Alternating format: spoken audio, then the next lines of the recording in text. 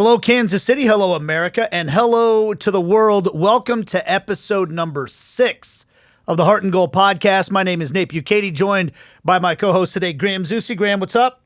Nathan, hello. I'm doing great. You were about to ask me how I was going to say, doing, how are you? Combined hello and how are you? And I took that. That's the kind of chemistry we have, and I'm doing great. How are you? I'm fantastic. Awesome. And then we've got Benny Feilhaber here as well. What's up, Benny? I'm doing pretty good. That felt awkward over there. I don't know about that chemistry so much. Yeah, Since we're getting there. This was a little awkward, we're going to have you introduce the first segment of the show here in just Why a moment. not? But I want to remind everybody, this is a podcast that we're growing. As I said, episode number 6. We're getting you ready for the World Cup. We're getting Kansas City ready for the World Cup. We want everybody that is from around the world thinking about enjoying Kansas City during the World Cup to check this out as well. So we need you to subscribe wherever you get your podcasts, write a review, like it, give us a 5-star rating, tell all your friends about it, post about it, follow us on all the different social media channels. That's your job. We need your help because we're getting this thing off and running, Benny.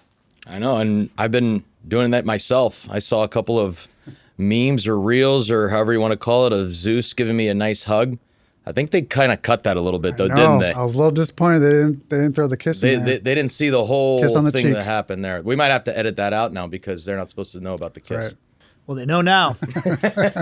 Where would you like to take us first, Benny? Well, look, Nate, I actually want to know more about the history of sports in Kansas City, and I think we've talked about a lot of things, and I think we're aware of a lot of things as well, right? We're big sports enthusiasts. We obviously used to be soccer players, so we know the history of soccer.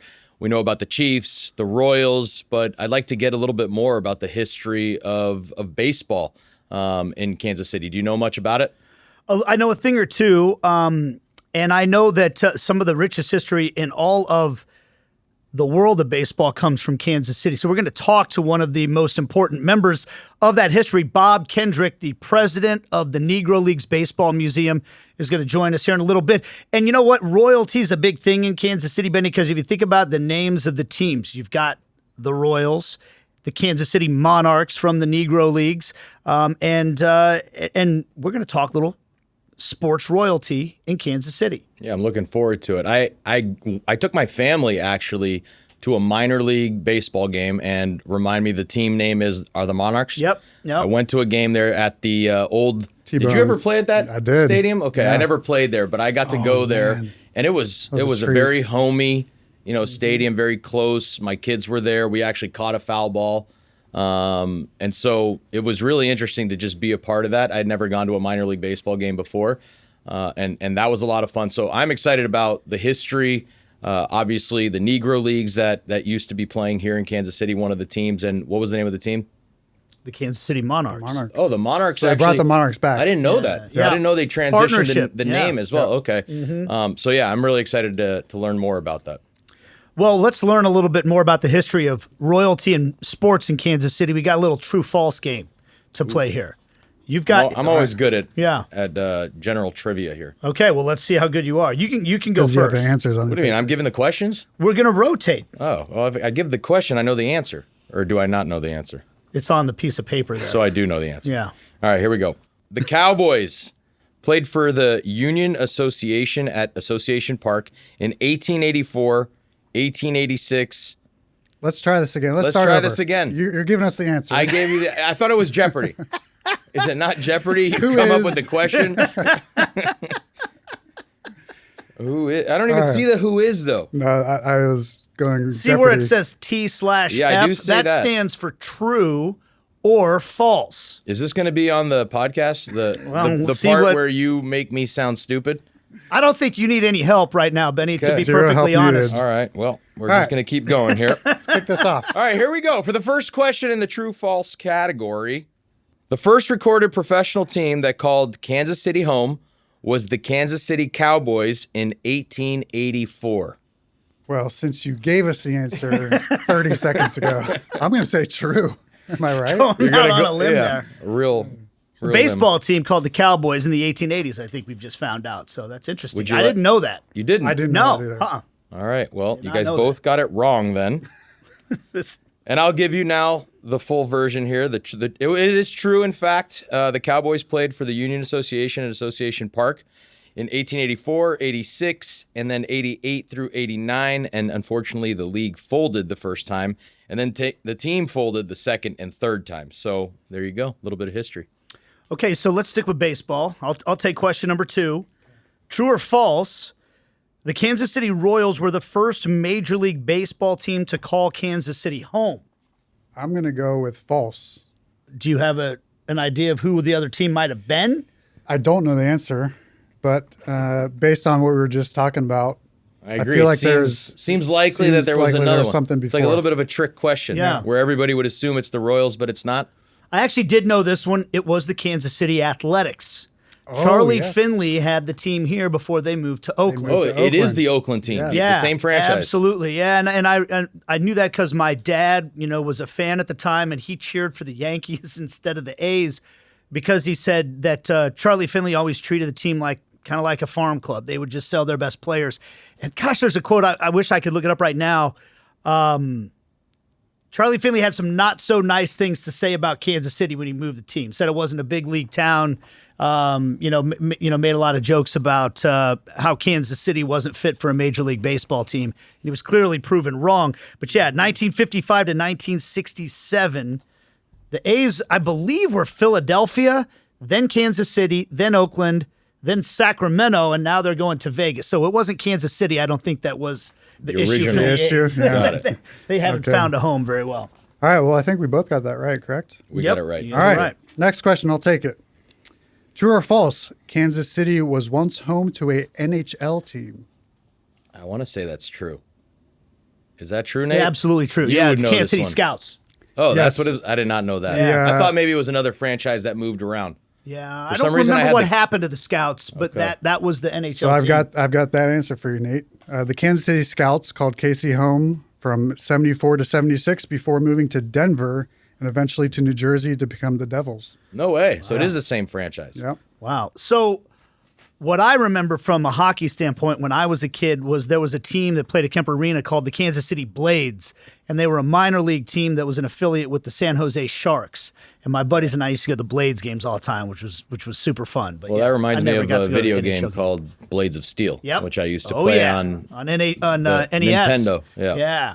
All right, Benny, you're up next. No, it's All right, wait, the let me- part. It's the part. It's the question, not the answer, correct? Yeah. Kansas City is credited with hosting the most NCAA Final Fours in history with 10. I do feel like I've heard that we've hosted the most. I don't know if 10 is the right number, though. But So you're going with I don't know if kinda you're true. trying to trick us. I'm not with trying the to 10? trick. I didn't come up with the question, so I'm not tricking that's anyone true. today. I'm gonna say true.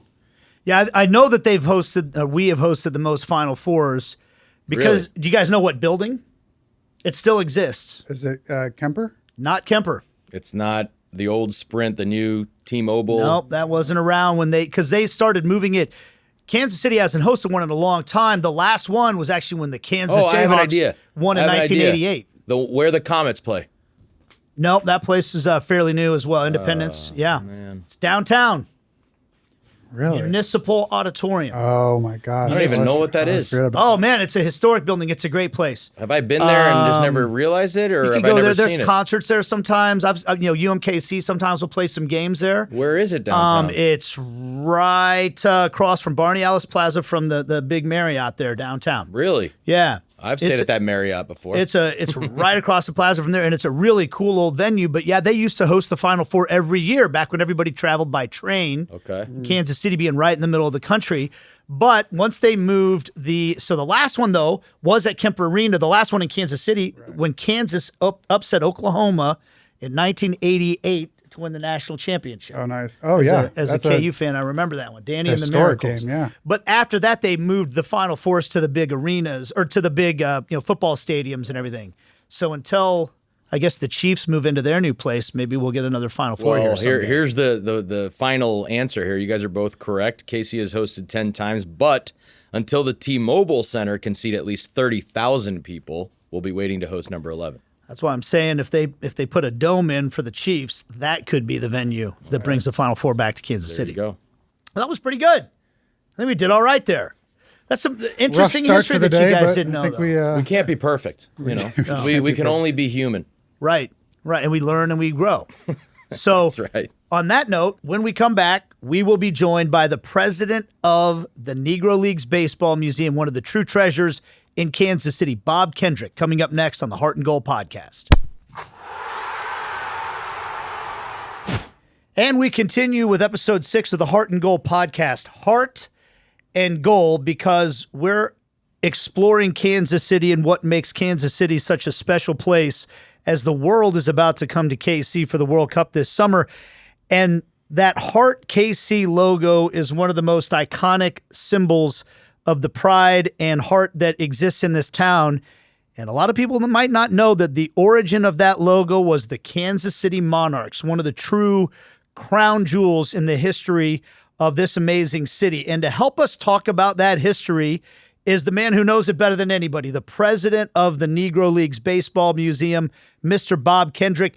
He's at the office right now, meetings to do. He's always busy. Bob, how are you? Thanks for joining us.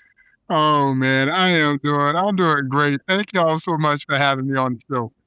Bob, when you've been an ambassador for the Negro Leagues, also for the city of Kansas City on a global level for years and years now. So I want to start just by this idea that the World Cup is coming to Kansas City and the eyes of the world will be on this town. As a person that represents so much about this town, what does that mean to you? How excited are you for what's coming? Oh, tremendously excited and very proud of our city. We feel like we've got the greatest city in the country, and the world will get an opportunity to learn just why we feel so passionate about Kansas City, the heart of America, as Buck O'Neill would say, the center of the universe. And it will be just that come June when the world descends on Kansas City. Listen, one of the first things that I will tell anybody when they ask, what should I do when I come to Kansas City, is you've got to visit the Negro Leagues Baseball Museum. You'll learn so much about the history of America by going there. I'll get you a chance right now just to maybe give at that 30-second or 1-minute elevator pitch to anybody coming. Why should they see the museum? What will they find out when they learn and see the place where you are and where you call home? Well, it's such a special place. It is the world's only museum solely dedicated to preserving and celebrating the rich history of African American baseball and its profound impact on the social advancement of America. But I think when people dive deeper into the story of the Negro Leagues, they'll learn that our game became a global game due in large part because of the Negro Leagues. They took the American brand of professional baseball all over the globe. And it's an opportunity to showcase this history, the heart and heritage of the game, and it begins right here in Kansas City. Bob, earlier in the show, we were discussing the deep history of sports in Kansas City, and we noted that the Monarchs were the first champions to call Kansas City home. Can you just tell us about Kansas City's original royalty? Man, we're talking about one of the greatest baseball franchises, not in Black baseball history, but in baseball history. One losing season in their almost 40-year existence in the Negro Leagues. And fellas, that was during World War II, when so many of their stars had been called into service. They sent more players to the Major League than any other Negro League franchise. They were a model baseball franchise. There are those who say that the Kansas City Monarchs were the New York Yankees of the Negro League. But there are others who will say that the New York Yankees were the Kansas City Monarchs of Major League Baseball. They were that good. They were one of the original 8 Negro League franchises established here in Kansas City in 1920 when Rube Foster established the Negro National League. Right around the corner where we operate, the former Paseo YMCA, now the Buck O'Neill Education Research Center. And they were great from the very beginning, all the way through the bittersweet end of the Negro League.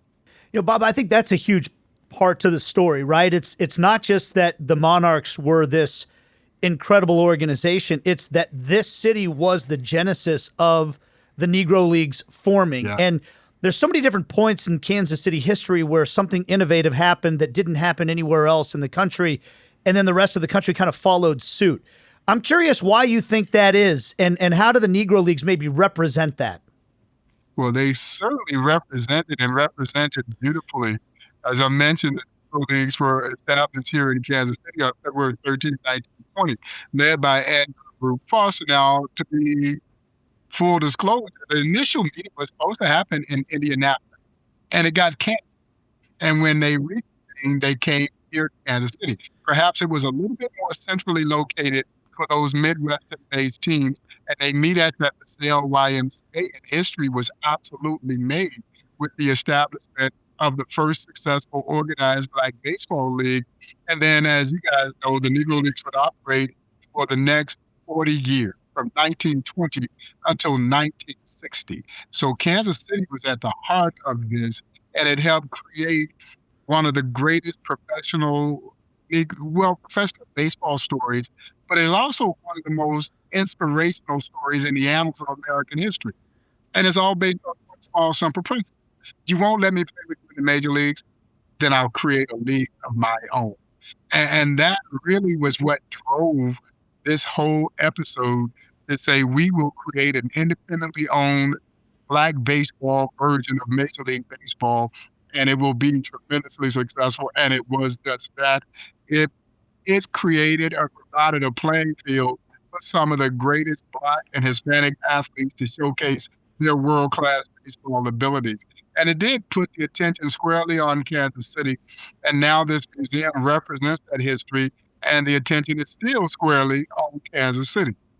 And Bob, I'm a big proponent of history and keeping it alive and fast forwarding it now to present time. And in 2021, the former KC T-Bones and the NLBM announced a partnership to bring back the Kansas City Monarchs to honor the Negro Leagues. So how proud are you to see the Monarchs playing baseball, be it in a different league, in 2026? Oh, tremendously proud, because what it did was it brought that historical brand to life.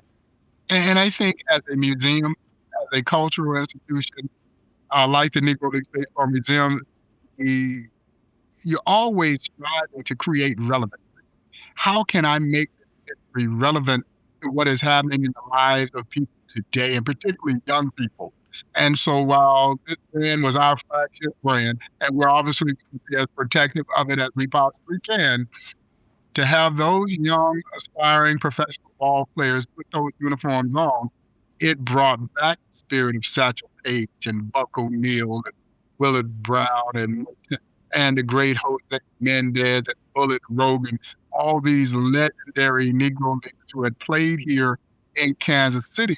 They live spiritually through these young ball players who are channeling that spirit of the Negro Leagues and the winning history and heritage that is baseball in Kansas City. So extremely excited, very proud of those young people. And not only when they play those games, when they go on the road, it is essentially promoting this museum, promoting Negro Leagues history, and we can't have greater ambassadors than what we're getting with this partnership to rebrand the T-Bones as Kansas City Monarchs. So, Bob, again, the museum where you are right now, you mentioned that the founding of the Negro Leagues was right around the corner from there. There's also a very historic era in Kansas City, in American music history, the Kansas City jazz era that emanated from that same area where you are right now, the historic 18th and Vine district. And there's a jazz museum there as well.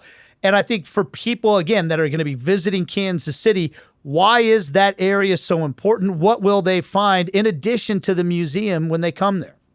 Well, and I think when you come into a city and you want to explore, the things that attract you are authenticity. And I do also believe storytelling.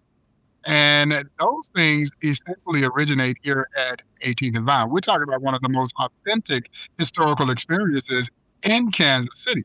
The things that Kansas City hangs its hat on, barbecue and jazz, all originated from this cross-section known as historic 18th and Vine. Mm-hmm. And I think that will have tremendous appeal to those who are coming in, trying to discover and explore the most authentic opportunities that are available in that city.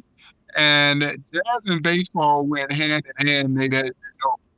All the jazz stars would come watch the ball players do their thing by day. And by night, the ball players would go watch the jazz artists do their thing. And so when you walk through the Negro Leagues Baseball Museum, you'll see images of the great vibraphonist Lionel Hampton, who was a devout Kansas City Monarch fan. So much so that my dear friend, the late Buck O'Neill, would put Hamp in a Monarch uniform when Buck was managing the Monarchs. He'd put him in a Monarch uniform, and Hamp would sit on the bench and serve as an honorary coach. There are images of the beautiful Lena Horne shown throwing out the first pitch at a game. The legendary jazz artist Cab Calloway had his own semi-pro black baseball team, and so did Louis Armstrong, Satchmo. As a matter of fact, y'all, Satchmo's first love was baseball. He wanted to be a professional baseball player. He just happened to be a better talker. And so he chose the right path. There was a very close-knit relationship between those jazz musicians and those professional baseball players. Or as I like to say, all the jazz musicians wanted to be baseball players. All the baseball players wanted to be jazz musicians. Yep, I can understand that totally.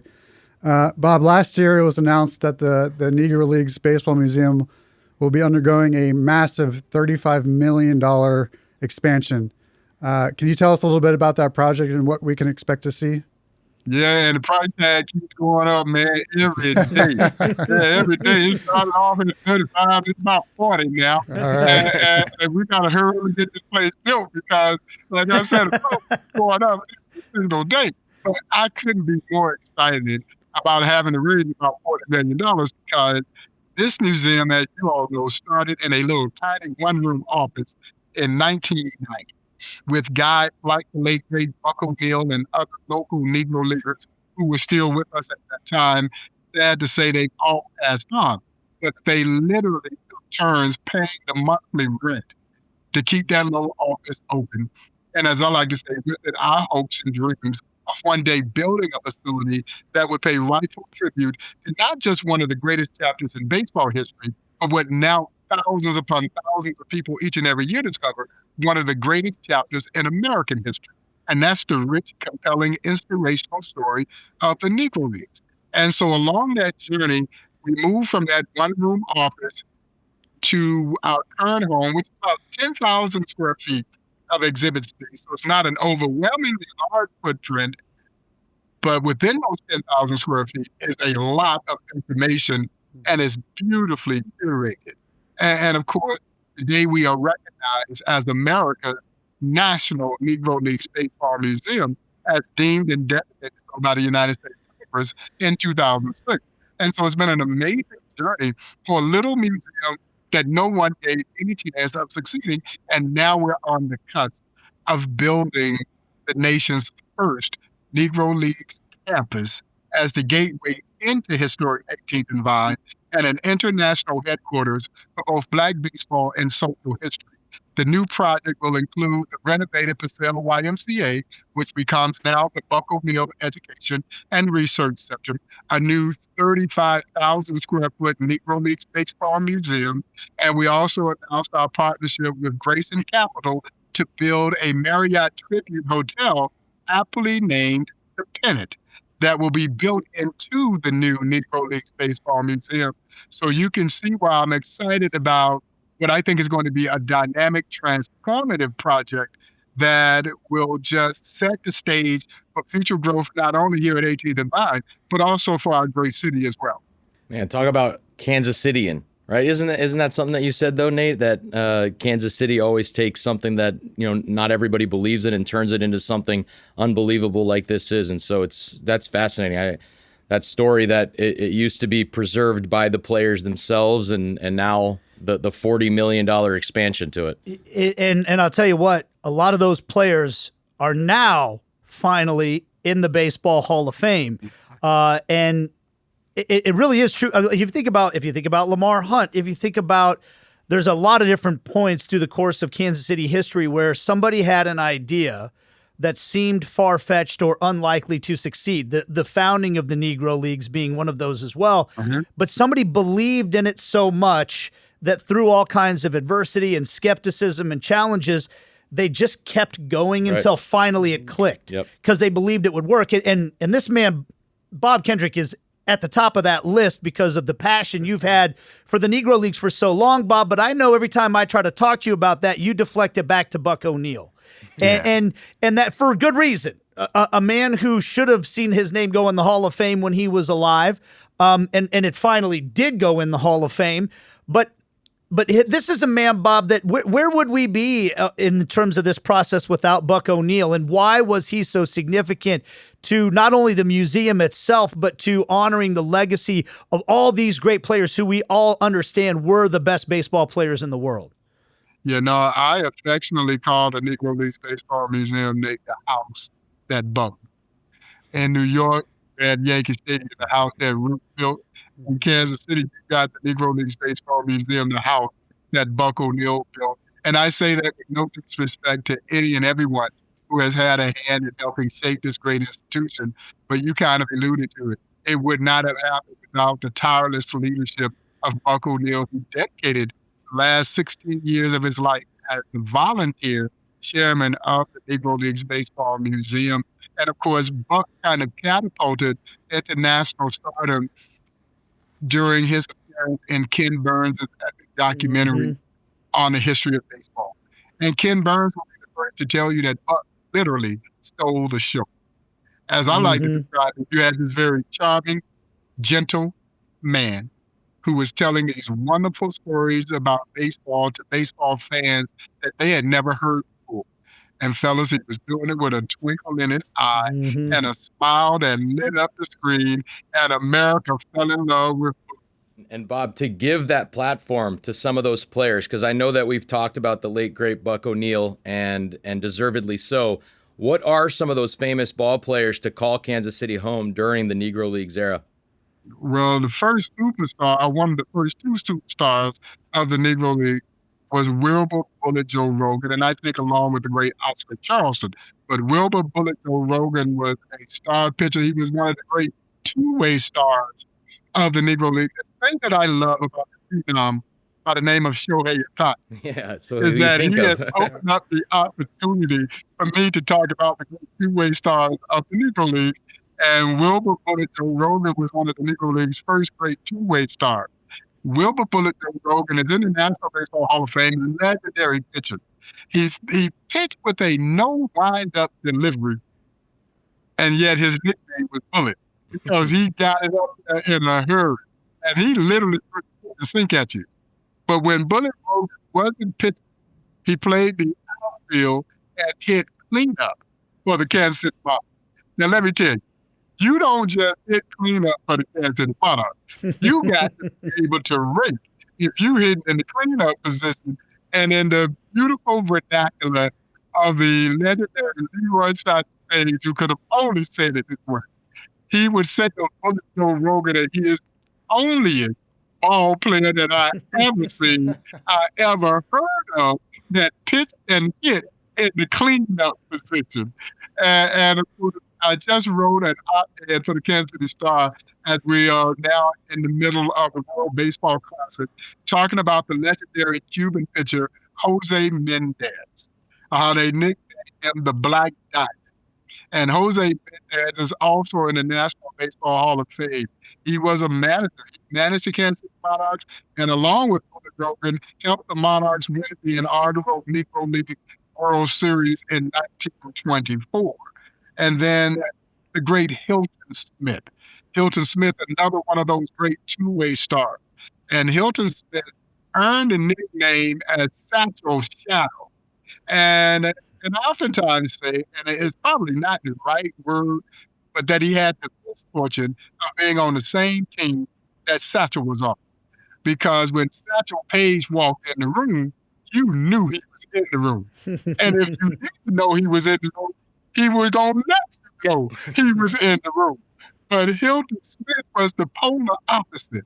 He was quiet, unassuming, very workmanlike, but just as lethal.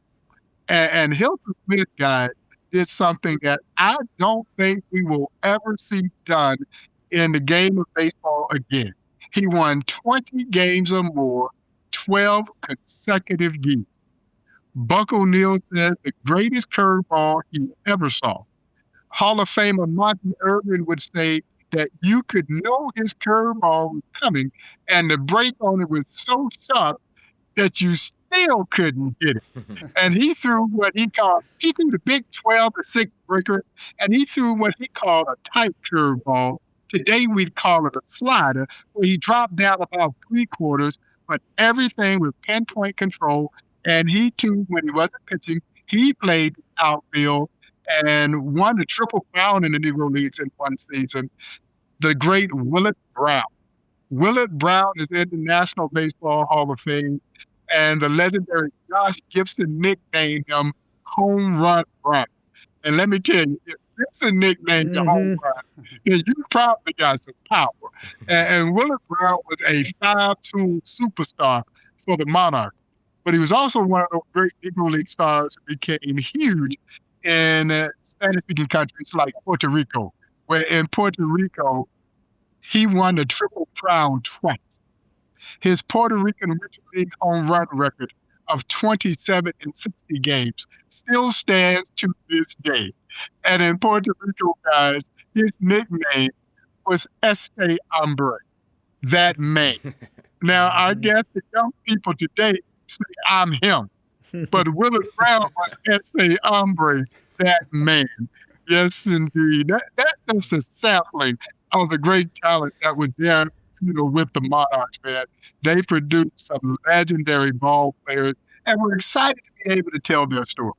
So many things that people need to explore when they go to the Negro Leagues Baseball Museum, Bob. And one thing, when you talk about the history of America and how the Negro Leagues are one of the great stories of it, we have to remember that this all preceded the integration of schools in America.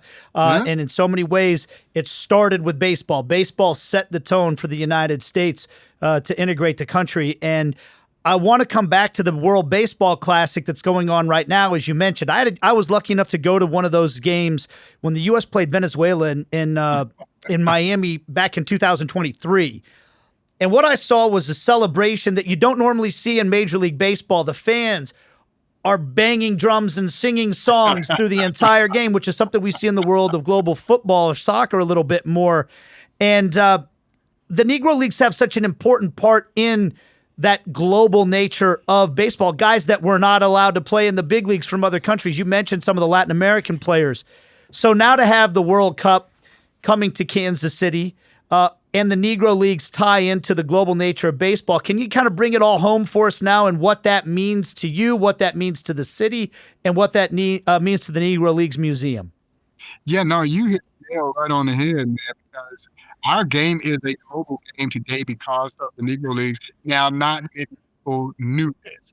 And it's my job to help make sure that people do have an understanding of the global impact of the Negro Leagues. It would be the Negro Leagues that would take the American brand of professional baseball into Canada. The Negro Leaguers were oftentimes the first Americans to play in many Spanish-speaking countries. And when we went to those countries, we were treated like heroes. So now you're going to stay in the finest hotel, eat in the finest restaurant that those countries had to offer. And fellas, as you can well imagine, you would come back home and be treated like a second-class citizen. So as a result, a lot of Negro League players would call those Spanish-speaking countries home for one simple reason. In those countries, they weren't black baseball players. They were just baseball players. That's all they ever wanted to be. And of course, in this country, the Spanish-speaking athlete, particularly Afro-Latino athlete, couldn't play in the major leagues either, so they found sanctuary playing in the Negro Leagues. So when Jackie Robinson works the color barrier, he doesn't do it for just American-born blacks. He does it for every player of color who now enjoys our great sport.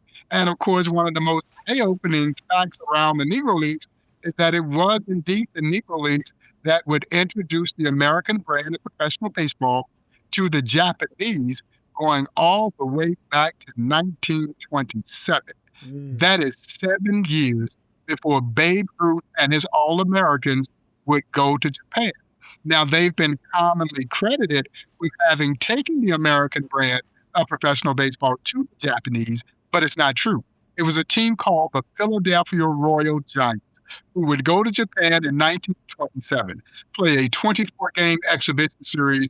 They go 23-0-1 on the tour. The tour was so successful that 7 years later, Ruth and his All-Americans would make that trek to Japan. I always preface that with my visitors because, again, our game is filled with so many different ethnicities that make up a major league roster on any given day. But at the heart of it were the Negro Leagues. They helped make the game the global game that it is. Quite frankly, guys, the Negro Leagues didn't care what color you were. All they cared was, can you play? Yeah, and if you can play, you can play. And that was the spirit that drove the Negro Leagues. And that's why this museum is so uplifting. It is so inspirational. You leave here cheering the power of the human spirit to persevere and prevail. And I can't wait to share this story with the rest of the world. So, Bob, there clearly and deservedly so, there's a ton of excitement for this tournament this summer. But what I'm really excited for is to hear some of the stories post-tournament. Yeah. What do you want the visitors to say about Kansas City? What do you want the media to say about Kansas City? And lastly, what do you want Kansas Cityans to say about Kansas City once the dust settles after the tournament? Well, we want to build a level of civic pride at home. You know, sometimes we have a tendency to take for granted what we have here in our own city. You know, I experience it every day because rarely do we become tourists in our own city. Now, we'll go somewhere else and take on that exact same experience, but we don't do it at home. But when you get a major hockey event like the World Cup that comes to Kansas City, you can best believe that those who call Kansas City home will be bristling with civic pride. And I love that. We should be proud of our city. And that for those who are coming in, I don't know what impression they have right now of Kansas City. I think we've moved beyond where we were years ago when people just looked at us as this flyover kind of city. Now, this is the heart of America. It is the pulse. It is the heartbeat of this nation. And people from around the globe will get an opportunity to experience that. Now, when it comes to historic 18th and Vine, I'm excited that they will get introduced to the heritage, how much culture is a part of this city. And when you look at 18th and Vine, and I would put 18th and Vine and Kansas City up against any city in the country when we talk about the degree of cultural institutions in one central location. You won't find this anywhere else in the country. A Negro Leagues Baseball Museum, an American Jazz Museum, an Urban Youth Baseball Academy, the Black Archives of Mid-America, the Mutual Musicians Foundation, which still does jam sessions into the wee hours of the night. I don't think they even open until midnight. I ain't old enough to go in there, man. You know, and they still get it done. And there's an Alvin Ailey dance troupe, the Zoe Brothers Cultural Arts Center. You will not find that degree of cultural institutions essentially in a 2-3 block radius, even anywhere in Kansas City. And of course, the functional YMCA building, the Buck O'Neill Education and Research Center. And so this is something that we should be inherently proud of. And we get a chance to stick at our chest and we get a chance to tout this level of cultural, I think, institutions, awareness, appreciation. And I'm really excited about that, along with all the other things that make our city so special.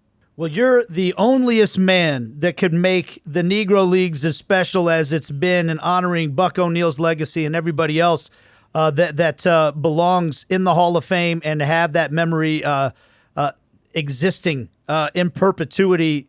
Bob, goosebump stuff, man. Every time we get a chance to talk to you, it's amazing. Thank you for sharing the story with us, and congratulations on everything that's happening in current day times at the Negro Leagues. Yeah, no, guys, I appreciate y'all having me on the show. Thank you for what you're doing to kind of help people get excited juiced up about what's getting ready to happen here in Kansas City, because I'm not sure we all quite understand the magnitude of what's about to take place in our city. But man, we're certainly trying to plan and get ready for it. And I hope we see a lot of international visitors who make their way, and those who are coming in from other cities to experience the World Cup, to make their way here to historic 1809. No doubt about it. Bob, thank you for the time. Absolutely, guys. Thank y'all for having me. You can't walk away from a conversation with that man without feeling a little extra, just love in your heart, right? Totally. The thing that impressed me so much about Bob, and when Buck O'Neill was alive, I used to get to do some of the luncheons with him. There's never an ounce of bitterness that you hear coming from the voices of people who have every right to have some bitterness that they could carry with them. Sure. Buck used to always say the name of his book was I Was Right on Time, because a lot of people would go up to him and say, man, it's such a shame that you never got to play in the big leagues. And he said, I played with the best players in the world. I played in the best league that there was. He always had a smile on his face. He always came from a mindset of pride and gratitude, which I think should be inspiring for any one of us that wants to sit around and complain about our circumstances, you know. Yeah. And Bob carries that same mentality with him, and it's because of that spirit that the Negro Leagues went from being in this little office to being something that's going to be a $40 million+ project now. Yeah, I'm not sure if you were around for this, Benny, but when we were with Sporting, we got the opportunity of getting a tour of the museum by Bob himself, and it was by far the best tour I've ever taken in my life, bar none, of any event or museum. It was, his passion is next to none. Yeah, well, just, in the last 15, 20 minutes, I mean, for one, I want to go to the museum and get that tour. Mm-hmm. And it's the aspect of it's not necessarily for me now learning about the league itself. It's about what it meant. I'm big on history and what things meant at the time and what it evolved into. And I think it's kind of what he talked about. It's like the spirit of not allowing something to not succeed, right? And the aspect of the league itself, the aspect of the museum, right? How they kept it afloat, and what it's become now as a national museum. And so the entire story about perseverance and fighting through things and inequalities back in the day and now, integrating as well. And it's amazing, and it's very fortifying. I think it makes you feel strong, and it makes it feel very Kansas City, and I'm proud that museum is here in our town. Yeah, totally. It's at the heart of the name of the podcast, Heart and Goal. That heart is exemplified in the Negro Leagues Baseball Museum as well as anything I think that this city stands for. So if you're from Kansas City, as Bob said, I know I'll speak for myself. I end up going there most of the time when I have friends from out of town that I want to take down there. Yeah. And sometimes you forget to be a tourist of your own city, and you think to yourself, well, it's there. I'll get down there sometime. There's no sense of urgency. When you go visit a town, you got to go do it right now because you're only in town for a few days. So go see the museum. Let everybody know about it. And if you're watching this podcast and you're interested in Kansas City, this is obviously one of the real crown jewels. So our thanks to Bob Kendrick for joining us. And now we're going to dive into what has become a fixture on the program. 5-a-side, guys. We're going to pick 5 things. This time it's going to be me against the two of you, and we're going to see who can put together the best 5-a-side for golf courses in Kansas City. People are going to be coming from all over the world. They might be bringing their clubs along with them.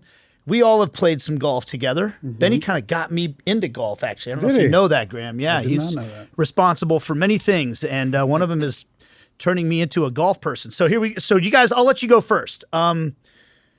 Between the two of you, we're going to go 5 golf courses for each of us. Okay.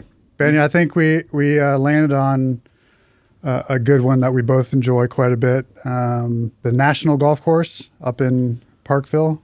Beautiful. Beautiful course, challenging course, but enjoyed that one a few times.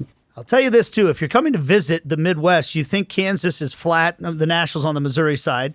You think the Midwest is flat? The National has a lot of elevation changes. Tons of elevation change, long course, and the greens are quick. I'm going to go with the course that I learned how to play golf on, which was Dubs Dread out in western Wyandotte County, KCK. That's where my dad sent me to golf when I was a little kid. So it's a long course. It's beautiful. It's out there in the country. Maybe a little bit more of what you picture the Midwest to look like. So Dubs Dread's going to be my first played pick. at that one, have I? Have I gone with you there? I haven't played with you there. Graham and I played there. We did play Really? there. Yeah. Yep. It's a good course. Yeah, I've never gone there. I'll piggyback a little bit on some of the really nice courses that we got to play while we used to play with Sporting through a lot of the owners that invited us and some of the other players. And we used to go to Loch Lloyd a lot. Yes. And Loch Lloyd was one of the courses that I probably played the most here in Kansas City. Haven't played it in a really long time, but it was a lot of fun playing. Again, challenging, fast greens. Obviously, it's beautiful out there as well. And so Loch Lloyd is our second pick. You guys are going some pretty fancy I golf know. courses, And which I appreciate. I'm going to tone it down. I had to go Yeah. with the two big guns early. I think we both had played there and got lucky enough to play there. right. But there's the everyman courses And coming then up we too. retired and had to Yeah, I haven't played there since. So take it down a notch. Exactly. As a man of the people, I'm going back to a public course here. Oh boy. I'm going Swope. Now, they've redone the course, and so I haven't seen the new course, but I'm sure it's going to be amazing. And I'm not just picking this because our boss, Abby, was a cart girl there when she was a kid. Big tips I've heard there. Yeah, a lot of tipping. Absolutely gorgeous scenery. You can see downtown from the hills. It's nice rolling hills, a lot of elevation changes. Swope Park is a beautiful area, so I just think it's a beautiful place. I think Super I need green, to, yeah. and I need to interject on something there because I have never played at Swope Park, the golf course. However, I've played the footy golf Yeah. course. Golf course. Yep. And for our viewers, they might want to take a stab at that at Swope Park. They have the soccer golf there. It's a lot of fun. It is fun. I've done that. I took Yep. the SKC2 team over there a couple of times, so they had a blast. It's great. It's a lot of fun. All right, pick number 3 for you guys. Do you have one, Zeus? I like the Iron Horse shot you gave me. Iron Horse is great. Iron Horse is a fun course. I haven't played that in years, but I do remember that being a really It's challenging. It is It's narrow and it's yeah. kind of short. right. But if you hit good shots, you get opportunities for good. Got to be for good off the holes. tee box. But if not, man, you lose your ball. It goes in every direction. It's tight. Yeah. But it's a good course. It's a fun course, and the greens are really good there as well. Okay, that's a good pick. I'm going to go for third. I'm going to go to a fancier place. I'm going to go Indian Hills Country Club. Got to Mr. play there a Fancy few Pants times. over Yeah, there. just as a guest as a with some guest. friends. But very walkable. I like a walkable course. It's very walkable. It's beautiful. It's in one of the prettiest areas for the England national team. That's going to be base camping just a maybe quarter of a mile, half a mile from there. So it's a beautiful spot. We'll see Harry Kane teeing off Maybe from the first. You never know. Call me, Harry. I know guys that can get you on there if you need to play. I got some friends. All right, I'm going to go a little off the beaten path here. It's not really the type of question, but for our less, golfers out there, I'm going to go with craft putt. Do you know what that is? Craft Craft putt. putt. That is No. mini golfing. Okay. Yeah. And actually, I just had my son's birthday party at a craft putt yesterday. There's one in Overland Park. There's one in Lee Summit. The one in Lee Summit is incredibly large and awesome holes, and it's a lot of fun. So if nobody wants to play a full 18 holes of golf and they just want to take their kids and play mini golf, craft putt is awesome. It's an essential stop for the miniature golfer. They got like food and drinks there as well. Oh, they got Okay. they Sounds got like it. craft Yeah, drinks, craft right? drinks. So it's Yep. for the adults and for the kids. Take your family. There's some good mini golf spots around town. There So I are. like that. Popping up. I'm going to go back to a public place, which is in Overland Park, Sykes Lady. I think that's a good. Oh, did I take yours? Come on, that's my backyard. I used to live Yeah. at Lady Sykes. Yeah. Is it Sykes Lady? Or are you I think doing it's the Sykes Lady. comma Lady? I don't know. When you look it up, I think it's Sykes Lady. They're telling me it's Sykes Lady. So I think it's Lady Sykes. Yeah. It sounds better. They do have a cool little par 3 course on it Yes. too. Yeah, Yep. I have played the par 3 course. Yeah. I haven't played the main course, but and there's the other one, Andrews. There's 3. Yeah, St. Andrews is part of the same Overland Park system. That Yeah. entire setup there's some really good golfing Played St. there. Andrews with you before. Yeah, I played there with you. Yeah. I mean, Sykes Lady Sykes. I played there many times, and I played the par 3 as well. There's 3 9-hole courses there, and then the par 3 as well. So you got good options. It's kept up well. It's a beautiful place. That's my 4th pick. You get one more. I'm gonna let you take it, Benny. I don't have enough. How about a real golf course? Golf Wait, I have a knowledge. question though for Yeah. you. The third one that you picked, what was the name of the third one again? That you Indian Hills? Indian Hills, is that the one? I think that's the one I was thinking, but I can't remember the name of it. Have we played there before? No. No. I don't think you and I have, no. Oh man, what's the one that I has? think we may have. Really? Yeah. There's with one. Beezer and Nate, tell- Seth. that might be it. I'm not sure, but there's one that has it's like a really nice restaurant as well. You're gonna have to help me out, Nate. You're the one that knows all the. Brookridge? Brookridge is a good one. That's for where me you and you. I played during the pandemic for That wasn't like the one I 3 was months. thinking, but yeah. Brookridge is pretty awesome. I mean, we played there Yeah. many times. I know that course pretty well, so we'll stick to that one. But I'll try and figure out for You're the taking extra Brookridge credit. from me? I was saving that for my Do you last. want Brookridge? Well, then you're gonna have to come up, help. No, that's help me fine. get- I can come up with another one. I can come up with another one. Well, That's then fine. I'm taking Brookridge. Stop complaining. Hey, look, you helped me appreciate the game of golf there, and it is we a great did it. spot. We did it together. All right, now I got to close it out strong. I'm just trying to think of. I'm going to say Lionsgate. Lionsgate's a different type of course. You know, I think would they call that more of a links style? It's got it's challenging. It's got the bunkers in the middle of the fairway and all that. It's in really good shape. I heckled Benny Feilhaber around the course as he played in a pro-am there one time. Really? That's why I beat that one fan up. I thought it was you. It must have been you. I think that was Bob Barker. The ball's on his foot. You The have to hit it price as it lies. is wrong. Right? Yeah. Bobby. All right, so we're going Lionsgate. So that's pretty good five-a-side, I think. Look, if you're going to visit Kansas City during this summer, there are courses all over the place. We just touched on a few of them. You have a great time here. And one of the things that I love about golfing in Kansas City, variety. To me, variety is the spice of life, and there's all types of different courses, ones that have all sorts of elevation changes, ones that are more link style, everything in between. It's a good golfing town. It is. It's kind of a hidden gem of golf. But yeah, another guy, Tim Melia, he's launched into his golf career big time this year. I don't think he's gone a week without playing. Launched is the right term. He hits it far. That guy when can crush he the makes ball. contact. Exactly. Yeah. I can only imagine. Does he do the Happy Gilmore too? He definitely gets his money's worth every swing. He's a little bit more of, I mean, you know, the big meathead old type. stocky You know, dude. How much a bench kind of guy. Yeah. I will throw a shout out to Blue Hills as well, because that is the course in which the Corn Ferry Tour comes to Kansas City every year. That's the tour for people that get promoted up to the PGA. So that is, of course, I've never had a chance to play, but I've watched the pros play there, and it's a beautiful spot as well. So very many wonderful courses in Kansas City. That's our five-a-side. You can go on social media, decide which one you like better, the one that involves mini golf mixed in with a bunch of fancy places, or kind of more the man of the people type courses, whatever you want. This is our Self-proclaimed over there, man of the people. That's Huh? right. That's right.